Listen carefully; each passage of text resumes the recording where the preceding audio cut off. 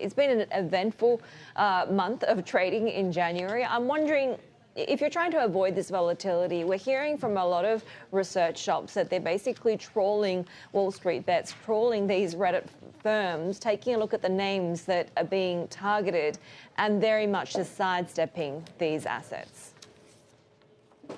Yeah, so I think the cat's out of the bag to a certain extent in terms of what's happening, and some of the large institutional players will obviously adapt and look at how they can use this information in their own portfolios. I think the key message here really is that you've had quite a technical response in markets in terms of the short squeeze, and you need to really contrast that against the improving fundamental outlook for the economy and for earnings. And we will see investors again focus on those fundamentals, and if anything, treat some of this weakness as a buying opportunity in the market for what should be a good year for equities.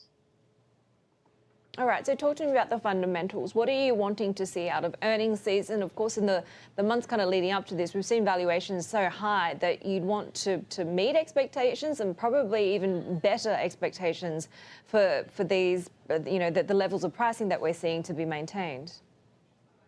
Absolutely. I mean, one of the risks coming into this year was that you're starting with high valuations across many different asset classes. And so we couldn't really consider an uplift or re-rating in equity valuations to deliver as they did last year. So it was all about the delivery of earnings. You are seeing that in the US by and large. We look at the sort of 50% of the market cap that's reported there. 80% of companies are beating on revenues and earning estimates, even if the numbers aren't that great compared to a year ago. And again, we've seen earnings revisions continually rise in Australia, and we expect pretty big things out of what the Australian market can deliver this year, all on the basis that you're coming out of that recessionary period into very much a year of recovery, and that should be good for the corporate outlook.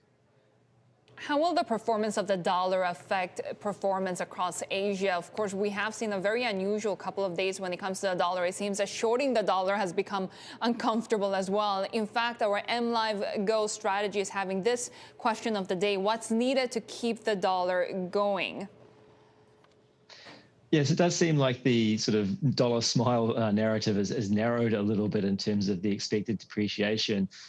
Again, some of this is coming back to the rollout of vaccines across Europe and some of the confusion around where the vaccines would be available and where they wouldn't across Europe, and some of the risk of obviously feeding back into that safe haven buying of the US dollar. I mean, by and large, we do see the economy getting better in the second quarter in the US, but it's more than likely we'll see a faster pickup in growth in regions outside the US, and that should sustain that pressure on the US dollar downwards. It might not be as large as expected just a few months ago, but we are thinking about the growth in the rest of the world being better.